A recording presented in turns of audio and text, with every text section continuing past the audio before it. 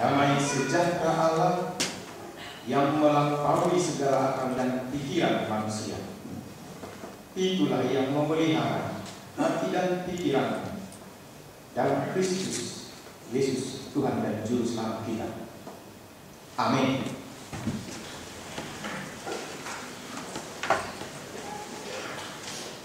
Jemaat Tuhan yang terkasih, pada minggu pagi hari ini kita akan disapa oleh firman Tuhan dan sekaligus menjadi kabar sukacita bagi kita. Mari kita bersama-sama membuka Alkitab kita dari Mazmur 62 ayat 6 sampai dengan ayatnya yang ke-13. Mazmur 62 ayat 6 sampai dengan 13. Saya akan bacakan bagi kita. Hanya pada Allah saja kiranya aku tenang, sebab daripadanya lah harapanku. Hanya dialah gunung batuku dan keselamatanku, kota bentengku, aku tidak akan goyah.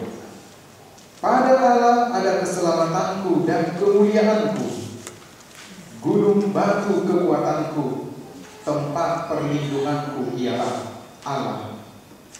Percayalah kepadanya setiap waktu, hai umat. Curahkanlah isi hatimu di hadapannya. Allah ialah tempat perlindungan kita. Hanya angin saja orang-orang yang hina, suatu dusta saja orang-orang yang mulia. Pada neraca mereka naik ke atas, mereka sekalian lebih ringan daripada angin. Janganlah percaya kepada pemerasan, janganlah menaruh harap yang sia-sia kepada perampasan. Apabila harta makin bertambah, janganlah hatimu melekat padanya. Satu kali Allah berfirman, dua hal yang aku dengar, bahwa kuasa dari Allah asalnya, dan daripadamu juga kasih setia, ya Tuhan. Sebab Engkau membalas setiap orang menurut perbuatannya. Demikian firman Tuhan. Saudara-saudara jemaat Tuhan, nats khotbah minggu ini menyuguhkan kepada kita pengalaman hidup Daud. Kita kenal Daud adalah orang yang diurapi Tuhan, atau orang yang diperkenankan Tuhan untuk memimpin suatu umat sebagai raja. Namun meskipun dia adalah orang yang khusus bagi Tuhan, yang telah diurapi oleh Tuhan, tetapi dia tidak berbeda dengan kita. Dia tetap adalah manusia biasa. Dia juga memiliki segudang persoalan hidup. Dia juga memiliki pergumulan hidup. Bahkan tidak jarang dia juga menghadapi berbagai-bagai perlawanan dan tantangan serta ancaman hidup. Bila kita baca Mazmur, di sana akan kita temukan betapa hidup Daud itu seolah-olah sedang mengalami pertempuran atau peperangan. Nyawanya terancam, tempatnya tidak aman, selalu dikejar-kejar, keberadaannya tidak diakui, haknya tidak dihargai. Dia telah diurapi sebagai raja, tapi raja Saul tidak mengakuinya, haknya tidak dihargai. Bahkan tidak itu saja, dia juga harus tinggal dalam situasi masyarakat yang bermental fasik. Dia hidup di tengah-tengah orang yang berlaku curang, pencemooh, pendusta, orang-orang congkak dan tinggi hati. Itulah keadaan yang dialami oleh Daud. Saudara-saudara, pengalaman hidup seumpama peperangan atau pertempuran ini membuat Daud bertanya dan ingin memahami Allah lebih jauh lagi dan lebih dalam lagi. Dalam pergumulan, namun tetap dalam iman yang teguh, Daud bertanya kepada Tuhan, Dia pernah bertanya kepada Tuhan atas beratnya hidup, bahkan seolah-olah hidup di tengah-tengah pertempuran. Dia bertanya kepada Tuhan, berapa lama lagi Tuhan kau lupakan aku terus-menerus? Berapa lama lagi kau sembunyikan wajahmu terhadap aku? Ini adalah ungkapan Daud. Bahkan terkadang Daud sedikit menuntut Tuhan dengan berkata, perhatikanlah teriakku minta tolong. Bahkan tidak hanya itu saja, Daud juga meminta jawaban Tuhan atas situasi yang dialaminya. Daud meminta agar Tuhan menjawabnya dengan segera. Apabila aku berseru, jawablah aku, ya Tuhan. Dan terkesan pernah Daud itu memaksa Tuhan untuk bertindak dan menunjukkan keadilannya dan pergumulannya. Dia berkata, bangkitlah Tuhan dalam murka-Mu, berdirilah menghadapi geram orang-orang yang melawan aku, bangunlah untukku. Terkesan dia memaksa. Karena apa? Karena desakan pergumulan hidup yang begitu berat. Padahal dia adalah orang yang diurapi Tuhan, yang diizinkan Tuhan, atas seizin Tuhan dia memimpin umatnya Israel. Saudara-saudara, ternyata hidup bersama Tuhan tidak serta-merta menghilangkan pergumulan dan persoalan dari hidup kita. Tidak serta-merta menghilangkan pergumulan dan persoalan hidup. Bahkan terkadang terasa berat beban hidup itu dan membuat kita sesat. Apakah sikap Daud ini menjadi bukti bahwa dia mulai goyah dan meninggalkan Tuhan? Apakah pertanyaan-pertanyaan, apakah permohonan Daud yang terkesan meminta dan memaksa Tuhan menjadi suatu bukti bahwa imannya akan goyah dan mulai meninggalkan Tuhan? Ternyata tidak. Daud tetap berharap pada pertolongan tangan Tuhan. Bahkan pergumulan dan persoalan hidup itu, peperangan itu membuat imannya dan pengakuannya lebih dalam lagi kepada Tuhan. Justru ini dia pakai untuk mengenal siapa itu Tuhan. Dia semakin dalam memahami Tuhan, semakin besar beban hidupnya, maka dia akan semakin memahami siapa itu Tuhan, apa tindakannya, bagaimana dia memelihara hidupnya. Hal itu juga dibuktikan dengan pengakuan imannya. Daud telah tiba kepada satu kesimpulan dan pengakuan iman, dan ini sangat terkenal sekali bagi kita. Dia mengatakan, Tuhan adalah gembalaku, takkan kekurangan aku. Dia menghadapi pergumulan berat, peperangan dan pertempuran, tapi dia masih tiba pada kesimpulan dan pengakuan, Tuhan itu adalah gembalaku, aku takkan kekurangan. Jehovah do sifat mahanau dan tagamon kurang. Saudara-saudara, selain pengakuan ini, Daud juga melihat penyertaan Tuhan itu bagaikan perisai.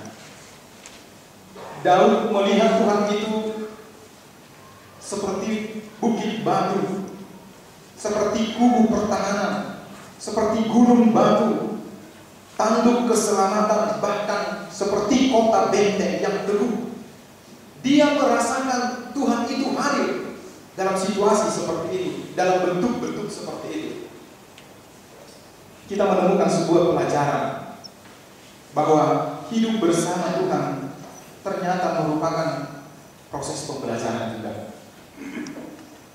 Percaya pada Tuhan merupakan proses pembelajaran, di mana kesungguhan kita ditantang, kesetiaan iman kita diuji, kesabaran dan semangat kita menjadi taruhannya, bahkan raga dan nyawa kita menjadi taruhannya. Namun saudara-saudara seiman, semua yang terjadi dalam hidup kita tak satu pun luput dari pandangan. Dan inilah keyakinan Daud, bahwa hanya dalam Tuhan saja ada ketenangan, hanya dalam Tuhan saja ada keselamatan, dan Tuhan Allah yang sekaligus Dia adalah Allah yang setia dan Maha Kuasa. Melalui firman ini, Bapak Ibu dan saudara-saudari, kita diajak untuk mencari dan mendapatkan ketenangan itu hanya dari Tuhan saja. Dan inilah pesan pertama khotbah ini bagi kita. Mari kita mencari dan mendapatkan ketenangan hidup itu hanya dari Tuhan, bukan dari yang lain. Saudara-saudara, tentu kita semua menginginkan ketenangan hidup. Tetapi ketenangan hidup yang bagaimana yang harus kita cari, yang harus kita hadirkan dalam diri kita, dalam keluarga kita. Atau kemanakah kita harus mencari ketenangan itu? Dari dunia ini atau dari Tuhan? Ada beberapa pertanyaan yang menjadi renungan bagi kita. Apakah kita sudah merasa tenang bila hidup kita sehat? Atau apakah kita sudah merasa tenang bila hidup kita berkecukupan, bila sudah punya rumah dan fasilitasnya, bila sudah tiba sampai kepada masa pensiun? Apakah kita sudah merasa tenang bila sudah berumah tangga, punya anak, punya cucu? Apakah kita sudah merasa tenang bila sudah memiliki pekerjaan yang baik dan memadai, memiliki jabatan tinggi dan kedudukan yang terhormat? Atau sebaliknya, apakah orang-orang lemah, orang-orang miskin, orang-orang yang dianggap dunia ini kecil, rendah, hina, dan yang serba kekurangan, tidak akan pernah merasa ketenangan? Ini menjadi pertanyaan dan sekaligus renungan bagi kita. Saudara-saudara seiman, orang yang berkelimpahan tidak dapat dipastikan merasa tenang dalam hidup.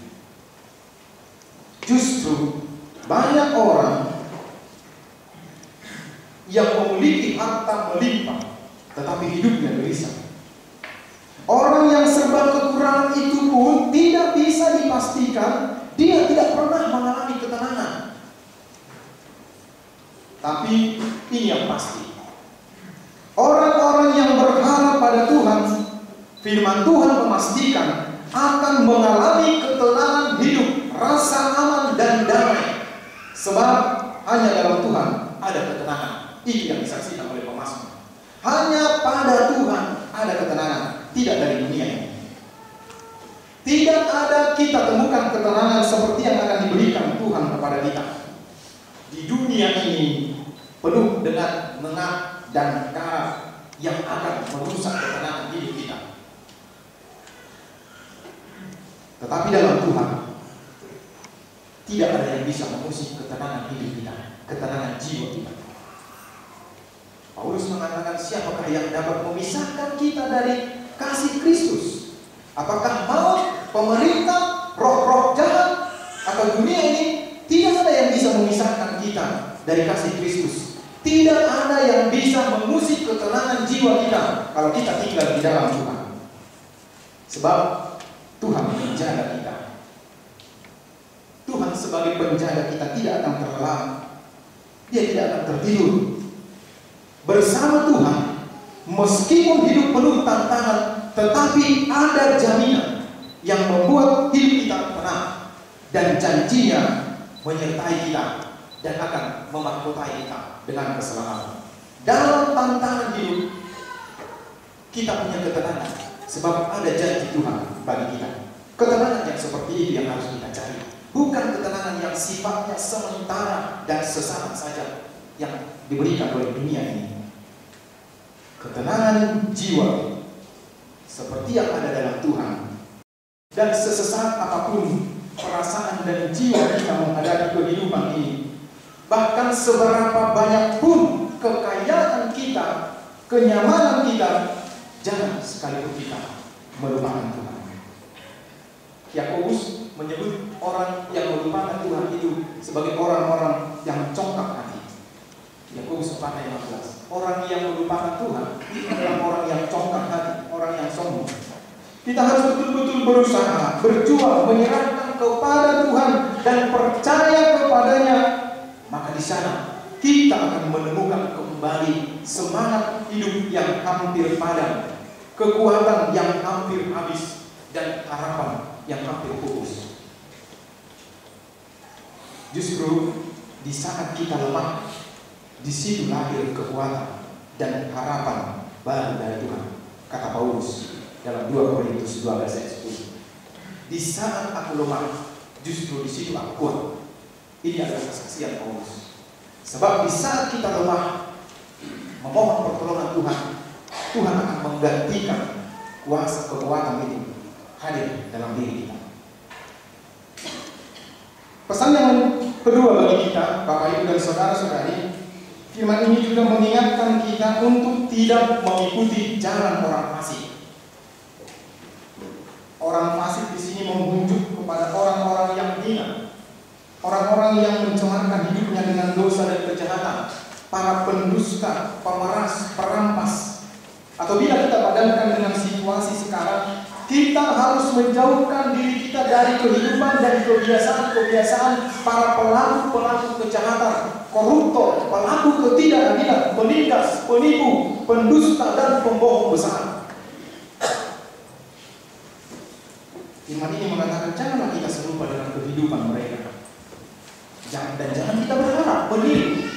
Jangan kita cemburu dengan kehidupan para pembohong, penipu, meskipun mereka berlimpah-limpah dalam kehidupannya. Apalagi mengandalkan mereka, meminta pertolongan mereka. Dunia ini telah terang-terangan mempertontonkan kehidupan orang-orang yang hidup dari hasil rampasan, penipuan, korupsi, dan hidup dengan mengandalkan kekuasaan yang merampas hak asasi manusia. Dunia ini telah menelanjangi kehidupan orang-orang yang jahat, yang dengan terang-terangan menindas orang-orang kecil, orang-orang miskin. Tetapi yang kita sesalkan adalah masih banyak orang yang mau memautkan dirinya, yang mau bergabung dan mau terlibat dalam kehidupan mereka. Di tengah situasi zaman ini, kita telah menyaksikan pelaku-pelaku ketidakadilan, pembelokan hukum, kejahatan politik, kejahatan hukum. Tetapi masih saja ada orang yang berharap kepada orang-orang seperti ini. Dan tidak sedikit yang mencemarkan dirinya dengan praktek kejahatan yang terjadi di zaman sekarang. Saudara-saudara, dengan tegas firman Tuhan mengatakan bahwa hidup orang-orang seperti ini bagaikan angin yang sebentar saja akan lenyap. Apabila ditimbang dengan neraca, maka akan lebih ringan hidupnya dari angin. Coba kita bayangkan. Di mata Tuhan, mereka lah orang yang paling hina dan tidak akan mengalami ketenangan jiwa, ketenangan hidup. Orang-orang hina bukanlah orang-orang kecil dan miskin yang dianggap oleh dunia ini, bukan pula orang lemah yang tidak berdaya. Justru di mata Tuhan, orang-orang yang hina adalah orang yang terus-menerus berbuat dosa dan kejahatan. Itulah orang yang hina. Dunia ini menganggap orang kecil, orang miskin, orang rendah yang tidak berdaya, itu adalah orang yang hina. Tetapi di mata Tuhan, orang yang hina adalah orang yang terus-menerus berlaku curang, pembohong, pendusta, penipu, pemeras, dan lain sebagainya. Banyak yang bisa kita jadikan bahan pelajaran dari hidup orang-orang jahat yang berkelimpahan harta dan kekayaannya dan jabatannya, tetapi akhir hidupnya tidak tenang. Di zaman sekarang pun bisa kita saksikan dari media elektronik, media massa, dan lain sebagainya, bagaimana kehidupan orang yang tadinya bergelimang harta, memiliki kedudukan yang terhormat, tapi tidak hidup dalam ketenangan, jiwanya gelisah, bahkan dikejar-kejar. Bila firman ini mengajak kita menjauhkan kebiasaan dari orang-orang fasik, firman ini juga sekaligus mengajak kita untuk tidak menjadi salah satu pelaku di dalamnya.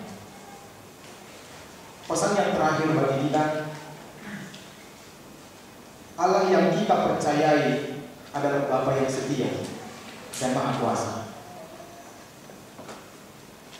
Pengalaman pemazmur Daud ini menjadi saksi atas kesetiaan Tuhan pada umatnya, pada kita. Ini menjadi bukti nyata, ini menjadi fakta bahwa Tuhan itu adalah yang Maha Kuasa dan penuh dengan kasih setia. Daud mengakui bahwa Allah adalah sumber kekuatan orang percaya dan sekaligus sumber kesetiaan. Ini telah dibuktikan oleh Allah dengan menghadirkan Kristus Yesus di tengah-tengah kehidupan kita. Tidak bisa dibantah bahwa Allah itu terus-menerus menyertai kita. Immanuel, Tuhan beserta kita di dalam diri Kristus, hadir di dalam kita. Ini bukti nyata Tuhan itu terus-menerus mengasihi kita.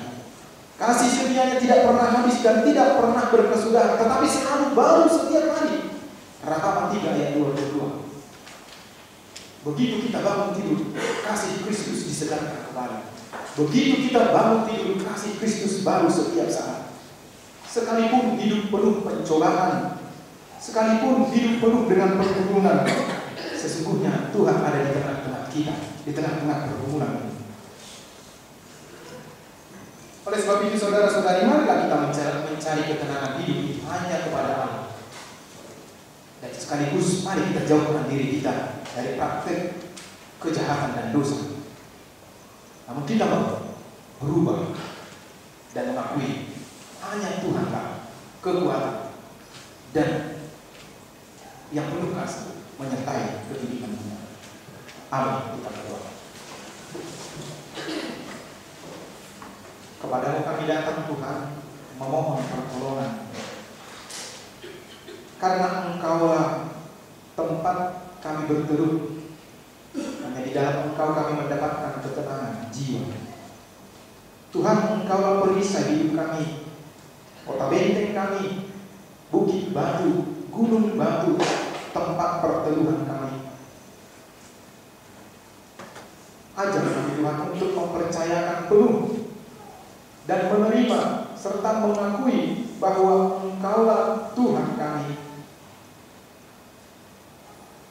Meskipun Tuhan banyak cobaan pergumulan hidup yang menyesatkan dada kami, yang membuat kami hampir putus asa, tapi berikanlah ketenangan jiwa, ketenangan batin bagi kami. Tuhan, ajar kami juga dalam kehidupan ini untuk meninggalkan, bahkan menjauhkan perbuatan-perbuatan jahat dan yang tidak membangun iman kami. Biarlah kiranya Tuhan, iman kami tetap bersandar pada Tuhan dan menyatakan bahwa Tuhanlah yang kuasa dan penuh setia untuk menyertai hidup kami. Dimanapun dan kapanpun kami, Tuhan, menghadapi pergumulan hidup, yakinkan kami Tuhan ada di dekat kami. Seberat apapun Tuhan persoalan hidup kami dan sepelik apapun persoalan hidup kami, yakinkan kami Tuhan bahwa Tuhan ada di tengah-tengah kehidupan kami. Seberapa senang, bahagia, sejahtera dan nyaman pun kehidupan kami, biarlah Engkau tetap meyakinkan bahwa Tuhan juga ada dalam kesenangan hidup kami untuk membimbing dan mengajari kami untuk boleh saling berbagi dan membantu. Sempurnakan doa kami dan permohonan kami, Tuhan. Dalam kasih-Mu kami berdoa. Amin.